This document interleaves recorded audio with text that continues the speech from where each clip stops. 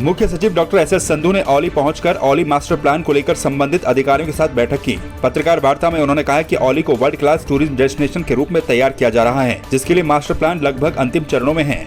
Master plan पर presentation के माध्यम से चर्चा की गई। उन्होंने कहा कि इस बार रिकॉर्ड श्रद्धालु पहुँच रहे हैं, जिससे हमारे स्थानीय व्यापारियों को अच्छी आय प्राप्त हो रही है। ये इसको एक वर्ल्ड टूरिज्म डेस्टिनेशन की तरह डेवलप करने का प्लान है और मास्टर प्लान बन गया है जो काफ़ी अंतिम चरण में है।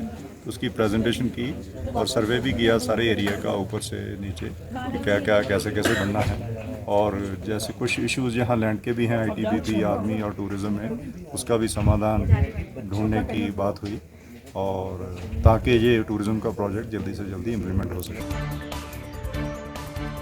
बागेश्वर जनपद के विभिन्न विकास खंडों में नदियों तालाबों में युवाओं के नहाने के दौरान डूबने के मामले में लगातार इजाफा हो रहा है। इन सभी मामलों में प्रथम दृष्टया अभिभावकों की घोर लापरवाही सामने आ रही है। साथ ही जानकारियों के अभाव के चलते भी ये हादसे हो रहे हैं।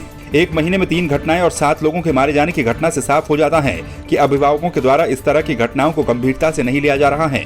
पुलिस प्रशासन का कहना है कि अभिभावकों को अपने किशोरों की हर गतिविधियों पर नजर रखने की आवश्यकता है।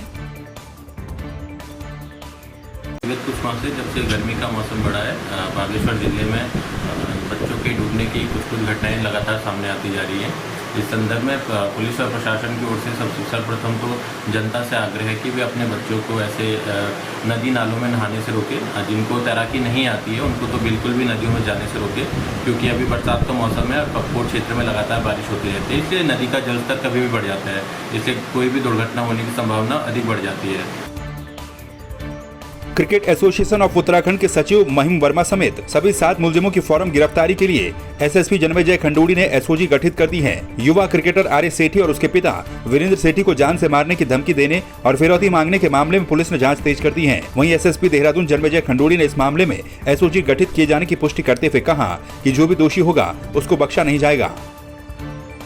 जवाब मिला न ही कोई भी अपने बयान रिकॉर्ड करने के लिए पहुंचा है, तो ऐसे में मेरे द्वारा जो हमारी स्पेशल ऑपरेशन ग्रुप की टीम है उसको भी जो आईओ है उसकी मदद के लिए लगाया गया है कि इनके जितने भी जो नामजद हैं उनके वेयर अबाउट्स का पता किया जाए और ज़रूरत पड़ने पर गिरफ्तारी की कार्रवाई भी की जाएगी। उत्तराखंड में सरकार ने कर्मचारियों के तबादले को लेकर सख्ती दिखाई है। कई विभागों में सिफारिश के बल पर अटैचमेंट करवाने वाले कर्मचारियों की संबद्धता खत्म करने के आदेश भी दिए गए हैं। राज्य में ऐसे ही कर्मचारियों अधिकारियों को लेकर कैबिनेट मंत्री गणेश जोशी ने भी संदेश देने की कोशिश की है और उद्यान और ग्रामीण विकास में बड़ी संख्या में कर्मचारियों के अटैचमेंट खत्म कर दिए हैं। सबसे पहले मैंने जिन अधिकारियों को फील्ड में होना चाहिए था और वो देहरादून में बैठे हुए थे, मैंने 100 हॉर्टिकल्चर के अंदर 160 कर्मचारियों का मैंने अटैचमेंट समाप्त किया है, उनको फील्ड पर भेजा है। एग्रीकल्चर में मैंने 46 लोगों का समाप्त किया है। ग्राम विकास में मैंने 15 लोगों का समाप्त किया है। यमुनोत्री के पूर्व विधायक केदार सिंह रावत ने माना है कि शुरुआती दौर में 4 धाम यात्रा पर आ रहे यात्रियों को ऋषिकेश और हरिद्वार में कई दिनों तक रुकने से परेशानियां उठानी पड़ी। हालांकि उनका कहना है कि सरकार का उद्देश्य यात्रा में आ रहे श्रद्धालुओं को परेशान करने का नहीं था, बल्कि 4 धाम यात्रा में श्रद्धालुओं को समुचित सुविधाएं देने का था।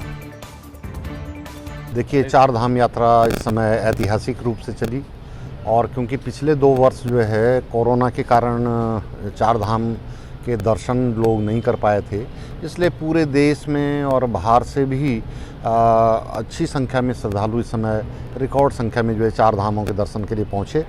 और सरकार का भी रजिस्ट्रेशन अनिवार्य करने का यात्रियों को परेशान करने का उद्देश्य नहीं था, लेकिन सरकार ने भी पूरे जो इंतज़ामात हैं, रुकने के हों, गाड़ियों के हों, वहाँ व्यवस्था के हों, कितने कैपेसिटी है, उस हिसाब से जो है रजिस्ट्रेशन पे कुछ वो लगाए थे और ठीक चला।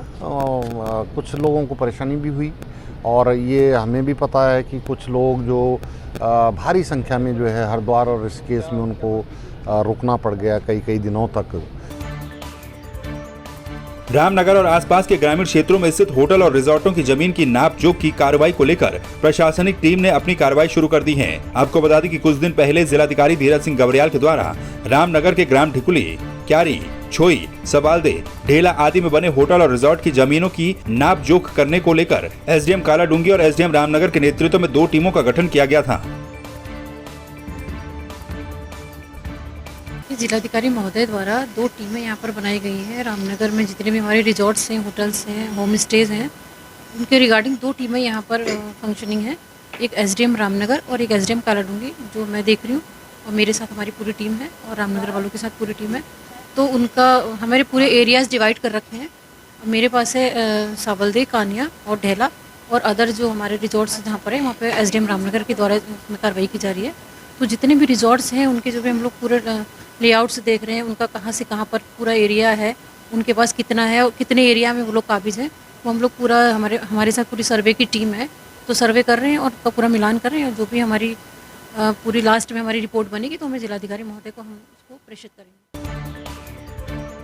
चमोली के ग्रामीण क्षेत्रों में भी खेतों में काम करने की अनोखी परंपरा देखने को मिलती है। जहां आज लोग पलायन कर रहे हैं, वहीं आज भी सबाड़ गांव के लोग हुड़की बॉल से खेतों की गुड़ाई, निराई व रोपाई करते हैं। पर्यावरणविद वृक्षमित्र डॉक्टर त्रिलोक चंद सोनी ने कहा कि जब धीरे धीरे गांव की ये परंपराएं विलुप्त होती जा रही हैं, लोग लगातार पलायन कर रहे हैं, ऐसे में अपनी परंपराओं को बचाने की जरूरत है।